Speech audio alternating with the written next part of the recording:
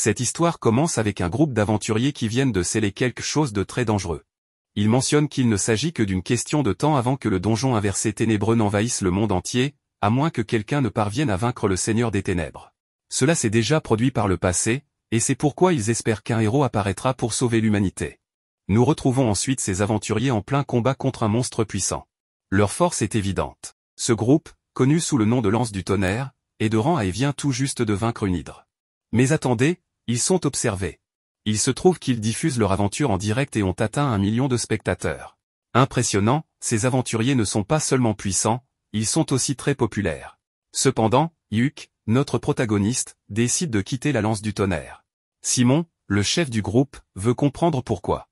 Yuk lui explique que les récompenses ne sont pas équitables, une critique qu'il formule depuis toujours. Cette fois, il prouve qu'il a raison, car sa récompense est dérisoire. Simon lui rappelle que, bien que les aventuriers forment des groupes, ils restent indépendants et les gains sont proportionnels aux contributions.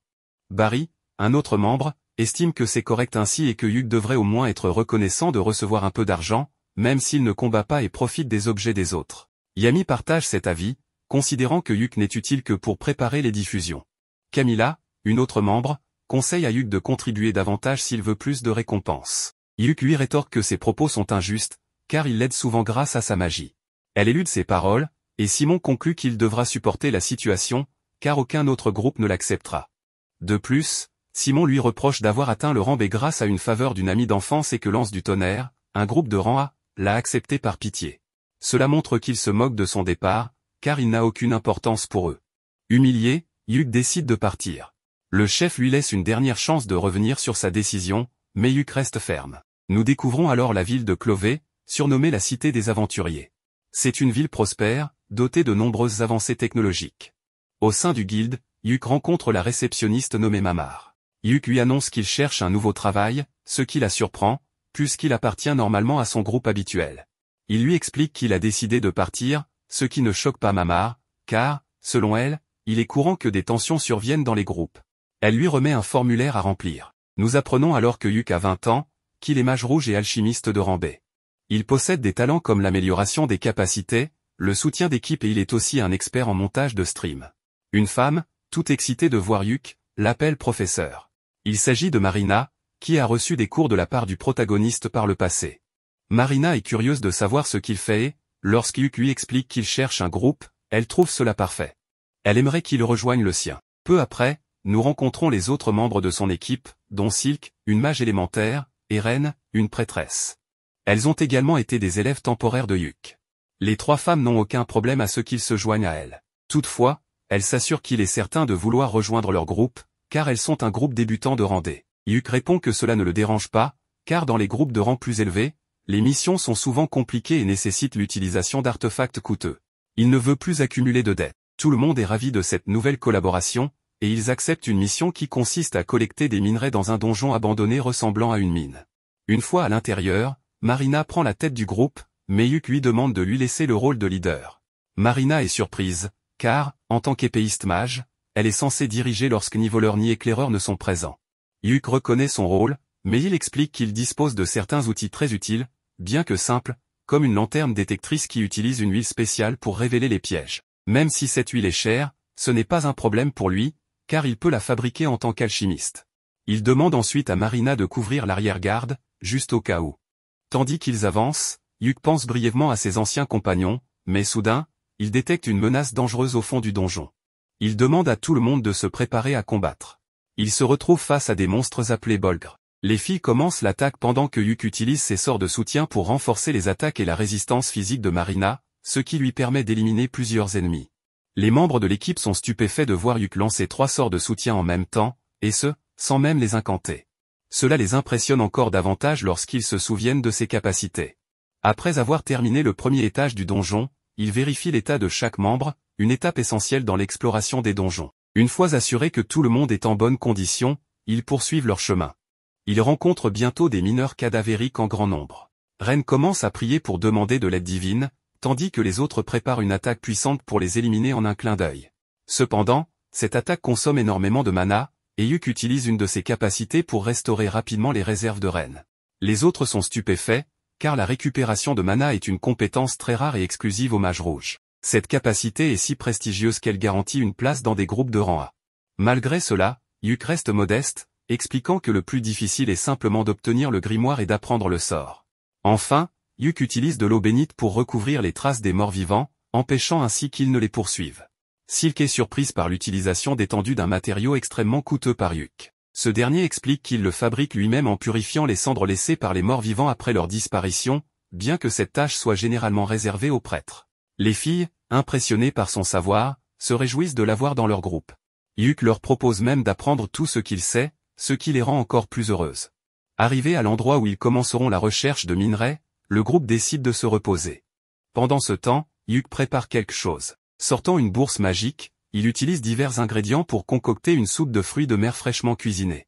Ren, émerveillé par le chaudron luxueux utilisé, apprend qu'il s'agit d'un artefact magique que Yuk a trouvé dans un château. Marina, affamée, n'attend pas longtemps avant de goûter au repas. Rapidement, Yuk transforme la pose en un véritable festin miniature. Manger dans un donjon est inhabituel, mais pour Yuk, tout semble possible. Alors qu'il savoure la nourriture, Silk remarque que le plat semble imprégné de mana. Dotée d'une grande sensibilité au mana, elle demande des explications. Yuk révèle que la cuisine, pour lui, est une forme d'alchimie. Sachant qu'ils devront extraire des minerais, il a mis tout son cœur dans cette préparation pour leur donner des forces. Silk, impressionné, est sans voix, tandis que les autres savourent simplement leur repas. Le groupe atteint le 4e étage et tombe sur un roc lizard, un monstre regorgeant de minerais. Yuk utilise un sort de ralentissement pour immobiliser la créature, tandis que Marina l'attaque avec sa capacité d'épée magique, réussissant à la vaincre. Cependant, cette technique consomme énormément de mana, laissant Marina épuisée. Yuk lui conseille de continuer à s'entraîner pour gagner en endurance et restaure son mana pour qu'elle puisse se remettre en action. Il est maintenant temps d'extraire les minerais. Utilisant une pioche de rupture, Yuk commence à récolter une grande quantité de ressources pendant que les filles les collectent. Après un moment, Silk note qu'il leur en faut encore davantage. Yuk suggère de descendre au 6e étage après avoir vaincu le boss du niveau, une idée qui effraie le groupe. Le boss, un gigantesque crabe surnommé le crabe d'acier, est redouté pour sa puissance. Malgré leurs inquiétudes, Yuk les rassure et promet de s'occuper lui-même du boss pour prouver son utilité. Contre l'avis des filles, il insiste. Une fois face au boss, Yuk décide d'y aller seul et sort un artefact pour enregistrer le combat, une habitude qu'il a prise. Les filles lui suggèrent plutôt de diffuser le combat en direct, trouvant cela très divertissant. Le protagoniste n'a aucun problème à s'occuper seul du combat, mais avant tout, il demande quel est le nom du groupe. Le petit détail, c'est qu'ils n'en ont pas encore, n'étant pas officiellement enregistrés au sein de la guilde. Marina pense que c'est l'occasion idéale pour choisir un nom. Après quelques réflexions, elle propose trèfle. Selon elle, les 3 filles représentent les 3 feuilles du trèfle, et le protagoniste en est la 4e, celle qui porte chance. Tout le monde trouve cette idée excellente et décide de l'adopter. Une fois la mission terminée, ils enregistreront officiellement ce nom de la guilde. Comme le combat sera diffusé en direct, Yuk suggère que le groupe l'accompagne pour que cela soit une véritable performance d'équipe. Cependant, les filles estiment qu'il peut gérer cela seul. Après avoir activé son bouclier protecteur, Yuk commande à son artefact de commencer la diffusion en direct. Il ouvre la porte et fait face au redoutable crabe d'acier. Le combat commence avec le monstre attaquant violemment, mais Yuk esquive avec aisance. Il enchaîne rapidement une série de sorts, ralentissement, poison, paralysie, cécité et même un sort d'évanouissement, maîtrisant ainsi totalement le boss. Enfin, il utilise un puissant sort de gravité pour porter le coup fatal. Le crabe, complètement anéanti, ne représente plus une menace. La transmission terminée, Marina exulte de joie, incapable de contenir son excitation. Les filles, impressionnées, louent les capacités incroyables de Yuk. Elles se réjouissent aussi du fait qu'elles pourront vendre le crabe pour une somme importante, car Yuk l'a soigneusement rangé dans sa bourse magique pour le ramener aux guildes. Mais ce n'est pas tout, un coffre apparaît comme récompense pour avoir vaincu le boss. Il regorge de minerais précieux, bien plus que ce à quoi il s'attendait. Cette mission du groupe Trèfle ne pouvait pas mieux se terminer. Comme vous l'avez peut-être vu auparavant, le contenu à la mode actuellement concerne principalement les streams d'aventuriers ou les versions enregistrées et éditées sous forme de guides stratégiques. Certains préfèrent une approche plus détendue en cuisinant ou en fabriquant des potions dans des donjons. Ces streams génèrent énormément de publicité, ce qui pousse les compagnies à rechercher les groupes les plus prestigieux et les plus populaires. Vous savez, exactement comme cela fonctionne dans notre monde réel. En ce moment, les gens sont stupéfaits que le protagoniste ait vaincu le crabe d'acier sans bouger un seul doigt. Pendant leur voyage en carrosse, le protagoniste demande à tout le monde ce qu'il pense du nouveau membre du groupe, c'est-à-dire lui-même. Les filles sont clairement impressionnées et ravies de l'avoir comme compagnon. Il leur demande si cela ne leur semble pas étrange que leur ancien professeur ait soudainement rejoint leur groupe, mais elle n'y voit aucun problème. En fait, Silk propose qu'il devienne le chef du groupe, car il agit déjà comme tel et, de toute évidence, il est le plus puissant.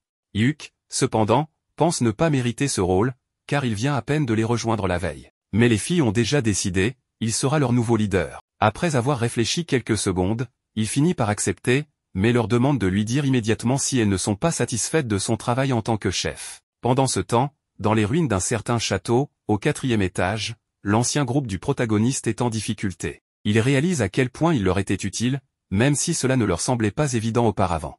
Ils n'ont d'autre choix que de fuir. Jamie est blessée, et Camilla n'a plus de mana ni de potion pour la soigner, car c'était le protagoniste qui s'en occupait. Barry n'en a pas non plus, encore une fois parce que c'était le protagoniste qui les achetait. Cork, le nouveau venu, a une potion, mais il refuse de la donner à Simon, car il l'a achetée avec son propre argent. Après tout, le groupe lui avait dit que chacun devait se débrouiller seul. Cependant, face au danger mortel qui menace Jamie, Cork finit par céder. De l'autre côté, nous voyons le groupe Clové célébrer leur premier succès. Hyuk leur annonce qu'ils ont reçu une récompense pour avoir accompli leur mission. Bien que ce ne soit pas grand-chose, ils ont également gagné un bonus grâce au bon état du crabe d'acier. Hyuk demande à Silk comment les récompenses étaient réparties auparavant. Elle explique qu'elle gère l'argent et qu'ils ont un fonds commun pour économiser et acheter une maison, car passer de taverne en taverne n'est pas très pratique. Le protagoniste trouve ce système parfait et dit qu'il s'adaptera sans problème, puisque c'est dans l'intérêt du groupe. Pendant ce temps, Simon et les autres membres de l'ancien groupe discutent de leurs mésaventures et estiment qu'ils n'ont jamais été aussi mal en point. Ils reprochent à Cork d'être un lâche, et tous semblent d'accord. Cork, cependant, leur rétorque qu'ils sont idiots, car les ennemis de cet étage ont un sens de l'odorat si développé qu'ils auraient dû prévoir d'apporter des potions anti-aggro. Simon et Barry ne veulent pas admettre leur faute pour ne pas s'être préparés à l'avance. Cork, excédé, les traite d'incapables et déclare qu'ils quittent le groupe, car ils ne les supportent plus. Le protagoniste, ayant entendu tout cela, observe la scène. Marina demande ensuite ce que le groupe fera demain. Silk lui rappelle qu'ils suivront la recommandation de Hyuk, pour chaque mission accomplie, ils se reposeront 2 jours. Pour l'instant, il annonce qu'il ira acheter des provisions comme des potions, des parchemins, et qu'il fabriquera de l'eau sacrée avec les cendres des mineurs cadavériques. Ils conviennent de se retrouver dans 3 jours à la guilde des aventuriers et décideront alors quelle mission accepter.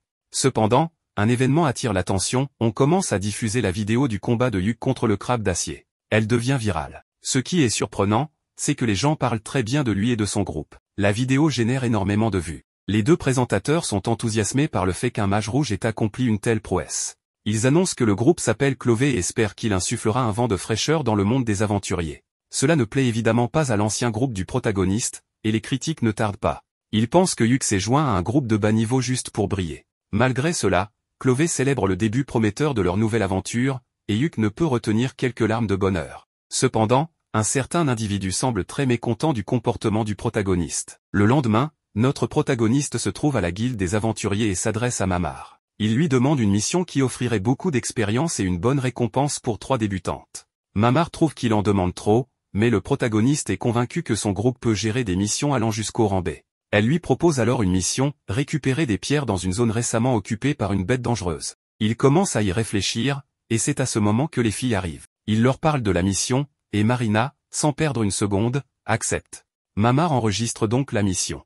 Le protagoniste leur demande 1 minute pour leur donner les détails, ce qu'il n'a pas eu le temps de faire puisque les filles ont accepté sans même l'écouter. Il explique que même si elles sont déjà allées dans la forêt d'Ordan, où se déroulera la mission, cette fois, une créature extrêmement dangereuse s'y trouve. Les filles ne s'attendaient pas à cela, mais elles affirment que ce n'est pas un problème, elles ont besoin d'expérience et d'argent. Elles sont persuadées qu'avec Hyuk à leur côté, tout se passera bien. Ils conviennent de se retrouver dans 1 heure. Entre-temps, Mamar donne le reçu de la mission à Hyuk. Elle avait tout orchestré pour que Clové accepte cette mission. La dernière mission de Clové a gagné énormément de popularité, et le public réclame plus de vidéos de leurs aventures. Le protagoniste n'a pas le choix, il décide de profiter de l'occasion pour accroître encore la popularité du groupe. Cependant, cet individu étrange continue de l'observer, visiblement très en colère, sans que l'on sache pourquoi. Alors que Hyuk se promène en ville, il remarque qu'il est suivi de manière flagrante. Malgré ses efforts pour échapper à son poursuivant, il finit par se retrouver face à lui. Cet homme, furieux, exige que Hyuk quitte le groupe Clové. Hyuk lui répond que cela n'a aucun sens, car il est actuellement le leader et n'a rejoint le groupe que 3 jours plus tôt. L'individu n'en revient pas et devient agressif, affirmant qu'il aurait dû être le vrai leader. Il commence à dire des choses insensées, comme quoi il l'a fait pour elle et qu'il mérite davantage cette place. Le protagoniste, pensant que cet homme est simplement ivre, utilise un sort pour le faire trébucher et le calmer. Pendant qu'ils se rendent sur leur mission, Silk explique que ce type s'appelle Bezio. C'est un individu qui a demandé à plusieurs reprises à rejoindre le groupe et qui, pire encore, croyait leur rendre service en le faisant. En résumé, c'est un personnage un peu fou et très lourd. Yuk raconte qu'il l'a laissé dans la rue, mais qu'il le signalera à la guilde à leur retour de mission. Et si cet individu continue d'insister, il prendra des mesures plus sévères. Cette déclaration rend les filles heureuses, surtout Marina. Le protagoniste en profite pour lui offrir quelques bonbons. En examinant les détails de la mission, il découvre qu'ils auront besoin de 3 pierres de la cascade de Yomom, qui devrait se trouver sur la rive du lac. Mais un obstacle se dresse devant eux, une créature dangereuse, probablement un ours, un cerf-loup ou même un sanglier, des animaux typiques des forêts. Yuk demande si elles ont déjà été dans cette forêt, et elles répondent que oui, mais qu'à l'époque, il n'y avait aucun animal dans la zone. Cette révélation alerte le protagoniste, car cette forêt devrait normalement être pleine de vie. Cela signifie qu'elles ont eu beaucoup de chance, la créature était probablement déjà là, mais elles ne l'ont simplement pas croisée. Le protagoniste décide alors d'utiliser son caméra pour enregistrer tout l'affrontement avec la bête. Même en cas de fuite, tout sera capturé. Ren demande pourquoi faire cela, et il explique qu'il est essentiel d'identifier la créature en premier lieu. Si le groupe est en danger, la guilde observera tout et enverra des renforts. Et s'ils réussissent à vaincre la bête, la vidéo servira de preuve pour réclamer leur récompense. Ils arrivent finalement à la forêt, près du lac. Yuk explique clairement que si les choses tournent mal, il ne faut pas hésiter à fuir rapidement. Ils commencent alors à enregistrer, lançant officiellement leur mission. Marina demande si elle doit aller en première ligne, car ce n'était pas le cas dans la précédente aventure. Yuk lui répond que ce n'est pas nécessaire, car il n'y a pas de piège ici, et les créatures attaquent généralement par derrière. Silk s'inquiète pour Yuk, mais il la rassure en précisant qu'il porte une armure magique qu'il a trouvée dans un donjon il y a quelque temps. Cette armure lui offre une grande protection, si bien qu'il ne sera pas facile de le mettre hors de combat. Ren confirme qu'elle s'en doutait, il s'agit d'un habit de sorcier, un équipement qui non seulement offre beaucoup de défense, mais amplifie également la magie du porteur et aide à régénérer son mana. Encore une fois, il n'y a donc pas lieu de s'inquiéter si Yuk est en arrière-garde. Ils arrivent enfin à la cascade. Yuk ordonne à son caméra de commencer l'enregistrement. Et c'est alors que la bête fait son apparition. Il s'agit d'un Zarnag, une créature de très haut niveau qui habite dans les plaines du Nord ou dans des donjons d'une difficulté extrême. Cette créature est connue sous le nom de Roi du Nord et ne devrait absolument pas se trouver ici. Notre protagoniste est très inquiet, car il sait que son groupe n'a absolument pas le niveau pour affronter une telle bête. Il leur ordonne de s'enfuir immédiatement pendant qu'il retient la créature. Bien sûr, il espère que la guilde observe tout et enverra des renforts rapidement. La situation est si grave qu'il demande à Silk de prendre sa place comme leader, car il n'est pas sûr de s'en sortir indemne. Marina, cependant, refuse de fuir. Elle suggère que si Yuk peut distraire le Zarnag, toutes ensemble pourront en profiter pour le vaincre. Yuk n'est pas d'accord, considérant les risques trop élevés, mais voyant que les filles refusent de reculer, il n'a pas d'autre choix que d'accepter. Il active immédiatement un enchantement physique pour tout le groupe. Marina se lance alors à l'attaque. Comme on pouvait s'y attendre, ses efforts ne suffisent pas, et elle finit grièvement blessée par un coup du monstre. Yuk utilise alors plusieurs sorts, comme paralysie, ralentissement, poison, évanouissement et cécité, mais ceux-ci n'ont que très peu d'effet. Notre protagoniste commence à se demander si cette créature est un monstre unique ou si elle porte un nom spécifique. Mais la bataille continue, et il demande à Silk de lui accorder le plus de temps possible. Les filles donnent tout ce qu'elles ont, pendant que Yuk prépare un sort puissant. Il demande à Marina de reculer, et une fois prêt, il utilise sa compétence de niveau C, appelée missile prismatique. Bien que l'attaque du protagoniste ait infligé beaucoup de dégâts au monstre, ce dernier veut toujours en finir avec eux. Ren a également une carte à jouer et lance sa compétence fouet de lumière, qui est très puissante. Cependant, cela ne suffit toujours pas à le vaincre. Le protagoniste avertit Marina que c'est le moment parfait pour qu'elle porte un coup fatal. Grâce au buff qu'il lui donne, ils parviennent enfin à éliminer ce monstre redoutable. Maintenant que tout a été retransmis en direct, le stream se termine. Bien entendu, les spectateurs sont fascinés par la prestation du groupe Trèfle et ne cessent d'en parler. De retour avec le groupe, le protagoniste se sent étourdi d'avoir utilisé autant de mana pour l'attaque, tandis que les filles ont du mal à croire qu'ils ont réussi à vaincre un adversaire aussi terrifiant. Yuk leur annonce qu'elle mérite un sermon, mais Ren riposte en disant qu'il en mérite un également, puisqu'il était visiblement prêt à combattre, même si cela devait lui coûter la vie. Silk, de son côté, critique également les consignes qu'il leur a données, et bien sûr, Marina en rajoute. Le protagoniste se rend compte qu'il fait face à un 3 contre 1, mais il leur demande de comprendre que leur victoire n'était qu'une question de chance. Cette remarque ne plaît pas aux filles, mais elles décident de discuter de tout cela plus tard. Pour l'instant, elles vont se rafraîchir dans l'eau pour se nettoyer après ce combat chaotique, tandis que le protagoniste se charge de préparer le campement. Cela lui rappelle le moment où il avait suivi un cours préliminaire d'aventurier avec les filles, environ 6 mois auparavant. À l'époque, il les avait félicités pour leur talent prometteur. Silk lui avait demandé des conseils pour s'améliorer, et il leur avait donné des retours spécifiques. Marina avait tendance à être un peu négligente, tandis que Silk était trop prudente, ce qui n'est pas toujours bon. Quant à Ren, il lui avait conseillé de s'estimer davantage. Il avait aussi admis qu'elle mériterait sans doute le rendez, si elle rejoignait officiellement la guilde, ce qui les avait beaucoup réjouis. Ils s'étaient ensuite mis d'accord pour cuisiner un ragoût de lapin fraîchement capturé, en combinant la magie de Ren et les compétences du protagoniste. Dès lors, il avait vu leur potentiel en tant que groupe équilibré d'aventuriers, capable de surpasser avec le temps des groupes de niveau supérieur. Revenant au présent, Yuk avoue qu'il n'aurait jamais imaginé former un groupe avec elle. Quelques jours plus tard, Trèfle est convoqué par le maître de guilde. Yuk suppose que cela est lié à leur victoire contre le Zarnarg, le monstre qu'ils ont vaincu récemment. Les filles, perplexes, ne comprennent pas pourquoi, alors le protagoniste leur explique que cette mission était probablement destinée à des aventuriers de rang B. Mais pour une raison inconnue, elle a été confiée à des groupes de rang D. Ils pensent qu'ils vont recevoir des félicitations pour avoir vaincu le monstre, mais ils se doutent aussi qu'il y aura des mauvaises nouvelles. Finalement, le maître de guilde, Benwood, fait son apparition. Il demande à Yuk de lui donner tous les détails sur ce qui s'est passé. Cependant, Yuk lui répond qu'il l'a déjà fait dans ses rapports. Benwood précise qu'il veut entendre son avis personnel sur le sujet. Les filles, intimidées, commencent à se sentir mal à l'aise, ce qui pousse le protagoniste à demander au maître de ne pas les mettre dans une telle situation.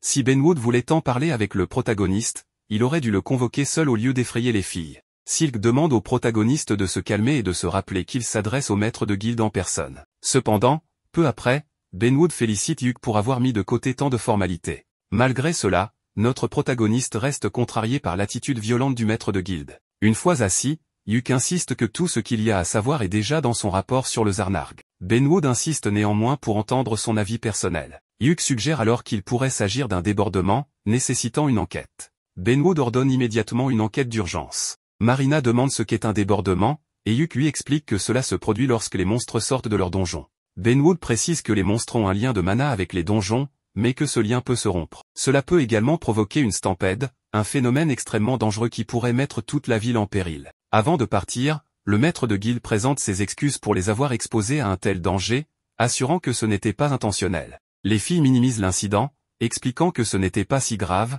car Yuk a presque vaincu le monstre à lui seul grâce à sa magie. Benwood reconnaît que le stream a prouvé que leur groupe est capable de grandes choses et propose de promouvoir les filles au rang C. Le protagoniste demande s'il en est sûr, et Benwood confirme qu'il souhaite également promouvoir Yuk au rang A. Il souligne que leur retransmission a montré leur puissance, notamment grâce au sort prismique missile utilisé par Yuk pour vaincre le Zarnarg. Après avoir signé les documents, tout le monde part célébrer à la taverne habituelle. Monter au rang C pour les filles et au rang A pour Yuk est un exploit remarquable. En discutant de la récompense, Yuk demande à Silk de vérifier les gains. Il découvre une importante somme d'argent, car la mission a été reclassée au rang B, et Yuk a vendu le monstre à un bon prix. En triant les comptes, Silk informe Yuk qu'il a reçu une lettre de Benwood, une sorte d'excuse personnelle accompagnée d'un randal de platine, une pièce rare de grande valeur. Silk annonce qu'ils ont désormais les fonds nécessaires pour établir leur base. L'ambiance est donc à la célébration. Plus tard, Ren demande au protagoniste s'il a un rêve, car elles viennent de réaliser le leur et souhaitent désormais l'aider à atteindre le sien. Yuk les remercie et révèle son rêve, atteindre le dernier étage du donjon des ténèbres insondables, un endroit légendaire contenant un portail vers l'abîme. Il souhaite voir de ses propres yeux la frontière entre ce monde et l'inframonde. Il raconte qu'un de ses oncles avait réussi à atteindre ténèbres insondables, bien qu'il n'ait pas pu terminer le donjon. Yuk admire cet oncle depuis son enfance et a toujours rêvé de suivre ses traces. La rouquine trouve cela fascinant et propose même de retransmettre l'exploration en direct. Yuk, cependant, leur rappelle que ce n'est pas une tâche à prendre à la légère, l'accès au donjon nécessite une autorisation gouvernementale et un groupe de rang A au minimum. Cela n'effraie pas les filles, qui s'enthousiasment pour ce nouvel objectif collectif. Le prochain défi du groupe Trèfle est donc clair, ils iront dans le donjon des ténèbres insondables, quoi qu'il en coûte. En attendant, le groupe de Yuk est devenu la sensation du moment. Bien qu'ils aient fondé Trèfle il y a à peine un mois, ils figurent déjà parmi les groupes les plus populaires. Simon, de son côté, a du mal à croire que quelqu'un comme Yuk soit plus populaire que lui. Certains affirment que Yuk profite uniquement des missions de bas niveau, qu'il est médiocre et qu'il fait semblant d'être impressionnant. Mais l'envie se fait sentir, Simon apprend que Yuk a été promu au rang A récemment et s'inquiète de voir Yuk réussir si bien alors qu'il est lui-même dans une situation désespérée. Depuis que Yuk a quitté la lance du tonnerre, les nouveaux membres ont du mal à s'adapter et finissent généralement par abandonner le groupe rapidement. Les membres actuels sont tellement aveuglés qu'ils blâment tout le monde sauf eux-mêmes pour cette situation. Simon est particulièrement frustré de l'absence de Jamie. Camilla explique qu'elle n'avait simplement pas envie de venir et qu'elle s'éloigne progressivement du groupe en général. Pendant ce temps, Jamie regarde le stream de Yuk et de son groupe. Peut-être qu'elle commence à ouvrir les yeux sur la situation du moins, on l'espère. Barry suggère de demander à Yuk de revenir. Malgré ses défauts, il était capable de suivre le rythme du groupe, contrairement aux autres nouveaux membres. Camilla est d'accord, tout allait mieux quand Yuk était là. Simon ne pense pas très différemment et envisage même cette idée. Barry propose d'offrir une augmentation à Yuk pour le convaincre, en réduisant le salaire de Jamie, qu'il considère désormais comme inutile. Simon semble déjà avoir des plans en tête à ce sujet. De l'autre côté, le groupe Trèfle revient tardivement d'une mission et se dirige vers la guilde. En chemin, Marina interroge Yuk sur Mamar, remarquant qu'il semble bien s'entendre avec elle. Elle découvre que Mamar est l'une des plus anciennes membres du guilde et qu'elle connaît Yuk depuis ses débuts en tant qu'aventurier. La jalousie de Marina est évidente, mais elle essaie rapidement de détourner l'attention pour éviter que les autres ne s'attardent sur ses remarques. Peu après, Simon apparaît face à Yuk. Ce dernier demande aux filles d'aller parler avec Mamar pendant qu'il discute avec Simon. Ce dernier propose d'aller boire quelque chose, mais Yuk, fatigué de sa récente mission, refuse poliment.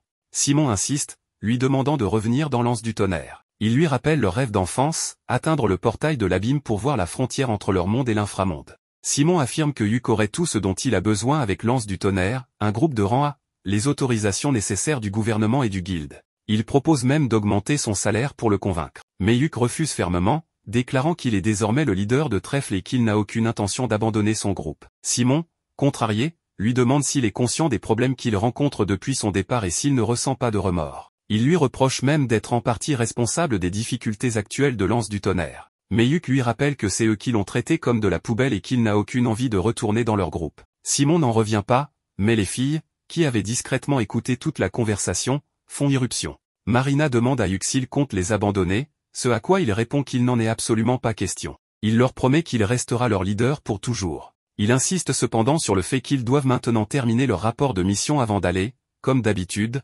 célébrer un peu leur succès. Dans une autre scène, Yuk assis avec ses amis, leur annonçant qu'une guilde leur a confié une mission qu'ils doivent accomplir. Cette demande provient d'Hurty, une entreprise très influente. Silk mentionne que son arc provient justement de cette compagnie.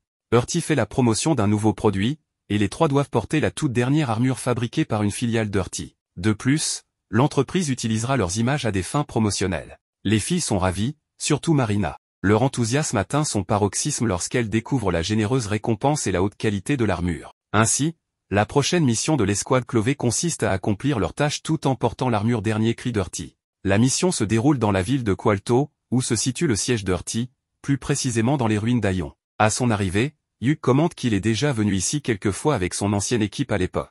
À ce moment-là, ses amis apparaissent vêtus de leurs nouvelles armures, resplendissantes. Yuk est un instant subjugué par leur beauté avant de leur offrir un petit sourire. Même si elles ne sont pas encore habituées à ces tenues, elles s'y feront rapidement. Il explique ensuite que, cette fois, ils ne feront pas de diffusion en direct. À la place, ils enregistreront des séquences vidéo directement pour Hurty. Ainsi, ils commencent leur tournage, puis entrent dans les ruines d'Aion, une immense ruine antique ne comptant que 4 étages. Leur objectif est d'atteindre le sanctuaire de la cité abandonnée. En explorant, ils découvrent des escaliers menant vers les bords est et ouest. Marina propose de descendre en rappel, mais Yuk l'avertit que c'est trop dangereux. Pour prouver son point, il ramasse une pierre et la laisse tomber dans le vide. Dès qu'elle touche le sol, des barrières électriques invisibles bloquent le passage.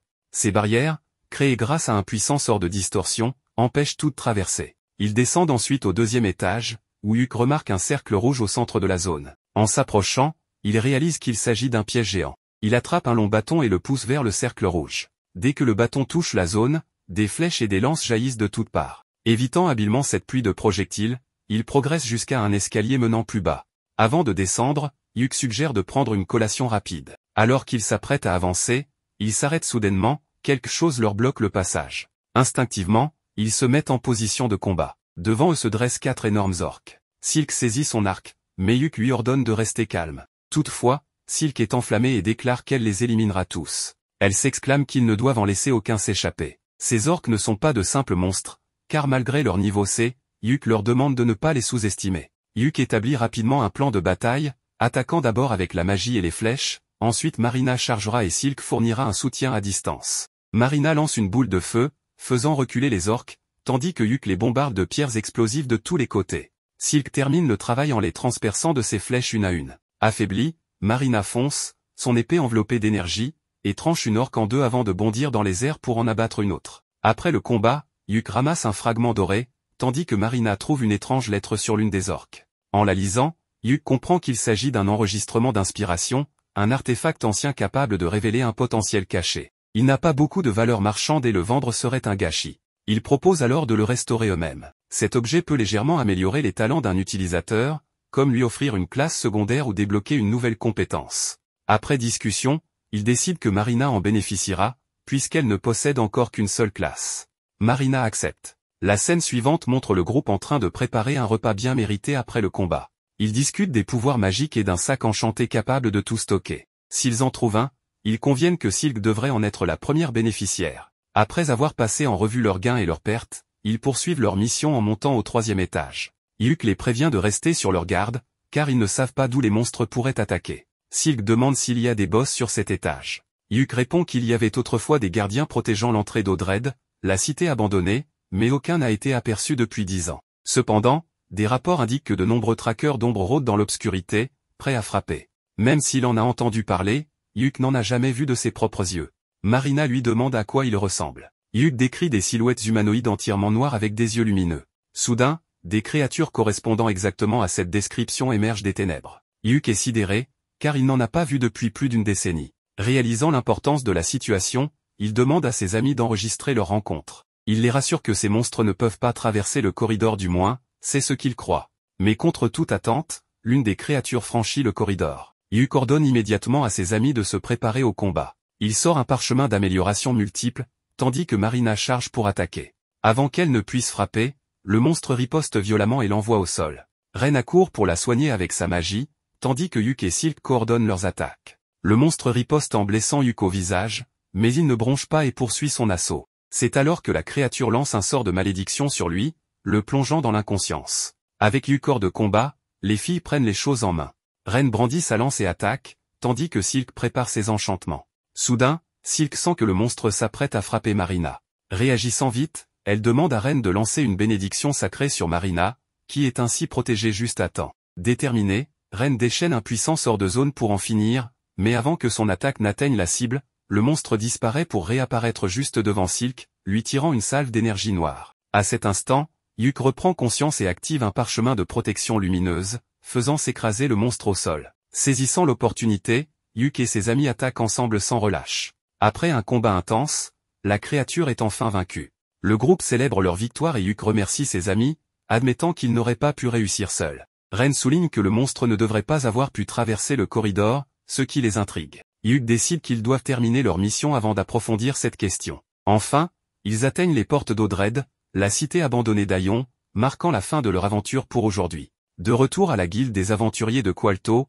Yuk soumet son rapport et leurs images. La guilde demande une réunion avec son équipe après avoir entendu parler du traqueur d'ombre. En attendant, ils prennent 2 jours de repos bien mérités. Les filles sont ravies, elles veulent explorer la ville, découvrir ses artefacts et visiter le célèbre jardin botanique. Yuk leur promet de les accompagner où elles le souhaitent. Puis, repérant un restaurant, il leur propose de déguster du poulet rôti pour célébrer leur aventure. D'un autre côté, dans le canal souterrain de Moringan, nous retrouvons le groupe Thunder Pike, en train de manger dans les égouts et de se plaindre qu'ils n'ont rien de décent à manger. Ils regrettent l'époque où Yuk était là, car grâce à son étrange marmite, ils mangeaient bien mieux. Simon leur demande d'arrêter de se plaindre et leur ordonne de se préparer, car ils vont maintenant affronter les Bolgres. Barry est très confiant, et Simon lui demande s'il a préparé des potions, mais celui-ci répond qu'il n'en a pas besoin puisqu'ils ont Camilla. Cependant, cette dernière leur rappelle qu'ils ne peuvent pas toujours compter sur elle et que, de toute façon, les potions de mana sont très chères. Une dispute éclate, mais Simon leur ordonne de se taire et demande à Jamie de tout préparer pour la retransmission. Barry, de son côté, se moque d'elle en la traitant d'inutile. Un peu plus tard, on découvre que leur mission est encore un échec. Mamar les informe que leur réputation est en chute libre et que, s'ils continuent ainsi, leur rang d'aventurier sera déclassé. Il conseille alors à Simon d'accepter des missions plus faciles, lui proposant des missions de rang C. Mais Simon, indigné, lui rappelle qu'il est un aventurier de rang A. Mamar, imperturbable, lui rétorque que cela ne se reflète pas dans leurs résultats. Simon tente de se justifier en affirmant que ce n'est pas la faute de Thunder Pike, mais Mamar lui rappelle calmement qu'un échec reste un échec. Plus tard, alors qu'ils mangent, Simon reconnaît que les missions de haut niveau sont trop difficiles pour un groupe de seulement 4 personnes. Barry suggère alors de faire revenir l'homme à tout faire, Hugh. Après tout, Simon devrait être capable de le convaincre, puisqu'ils étaient amis d'enfance et que Hugh était presque comme son serviteur. Simon répond qu'ils doivent trouver quelque chose pour le faire revenir, comme aller dans les ténèbres insondables. Jamie est surprise d'entendre cela, et Simon explique que c'est le rêve de Hugh d'aller dans les ténèbres insondables. Il est donc probable que si on lui propose d'y aller, il accepte l'invitation. De plus, il pourrait coopérer avec d'autres groupes pour plus de sécurité. Mais en réalité, il n'aurait même pas besoin d'y aller pour de vrai, il suffirait de faire semblant. Après tout, le groupe de Hugh est seulement de niveau C, donc même s'il le voulait, il ne pourrait pas y aller. En entendant cela, Jamie pense que ces types sont vraiment irrécupérables. Pendant ce temps, de leur côté, Hugh informe les filles que le donjon des ruines d'Aion est fermé en raison d'une enquête. Alors qu'ils marchent dans les rues, de nombreuses personnes les reconnaissent et les encouragent, tandis que d'autres ne les voient que comme des novices. Cependant, Hugh leur assure qu'ils n'ont pas à s'inquiéter, car le monde est rempli de gens envieux. Il retrouve ensuite un agent immobilier pour acheter une maison qui servira de base. Il rejette la première, car une maison à un seul étage est une cible trop facile. Mais en voyant la deuxième, Hugh est immédiatement séduit, elle possède des chambres privées, un sous-sol servant de stockage, une salle commune et un accès à la terrasse. Tout le monde adore cette maison, mais l'agent immobilier, nommé Honday, souhaite leur montrer une dernière propriété. Cependant, en marchant dans la rue, Hugh se sent mal à l'aise en réalisant que cette maison est située non loin de la base de Thunder Pike. En apprenant cela, les filles informent Honday qu'il n'est pas nécessaire de voir la dernière maison, car elles sont déjà convaincues par la précédente. De plus, elles ne veulent absolument pas avoir Thunder Pike comme voisin.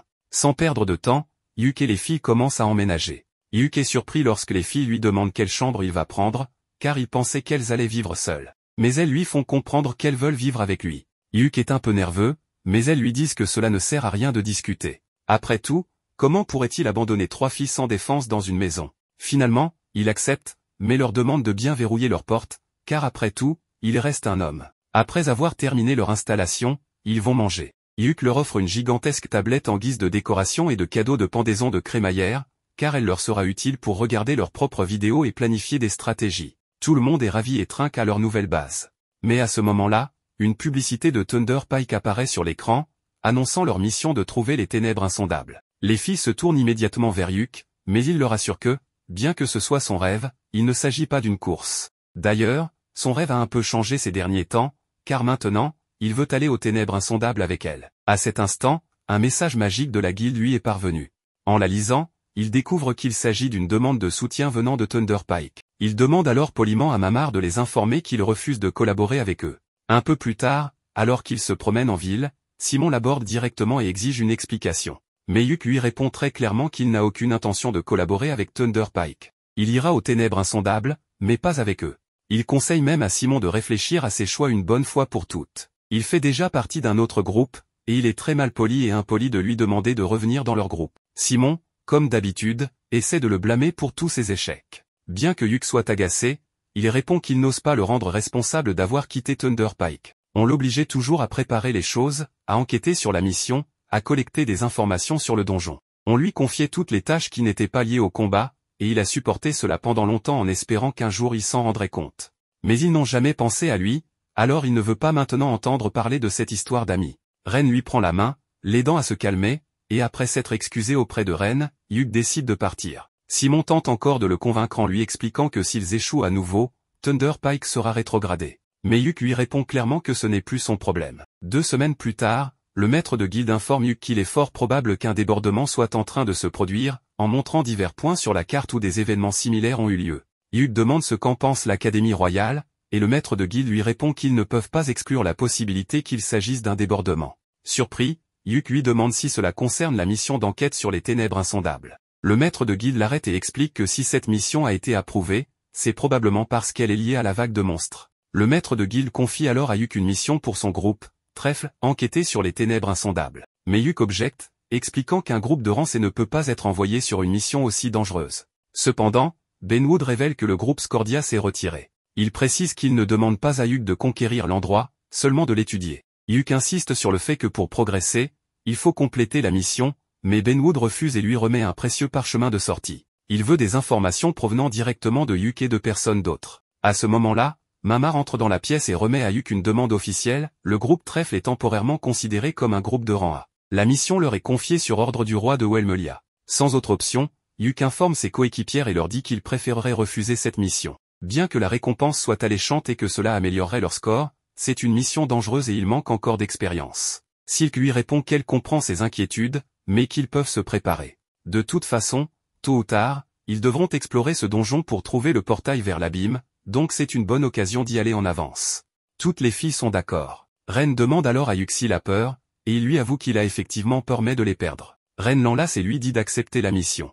Voyant ses coéquipières déterminées à l'aider, il s'excuse auprès d'elle. Silk explique aux autres que leur professeur a longuement réfléchi à leur sécurité, et qu'elles doivent progresser autant que possible pour qu'il n'ait plus à s'inquiéter pour elles. Après avoir trouvé un accord, ils se rendent auprès de Benwood et l'informent qu'avant de partir, ils veulent recruter un autre membre pour les soutenir. Ils demandent à Benwood de leur recommander quelqu'un de compétent. Benwood leur apprend que Mamar a déjà anticipé cela et leur présente Néné, qui souhaite les rejoindre. Mamar précise qu'elle est la fille d'un ami et qu'elle a causé des ennuis dans sa terre natale. Il l'a donc amenée avec lui pour l'aider à changer de voie. Néné se présente alors sous le nom de Néné Shilfindle, une ancienne voleuse devenue ninja. Elle promet de se consacrer entièrement au groupe.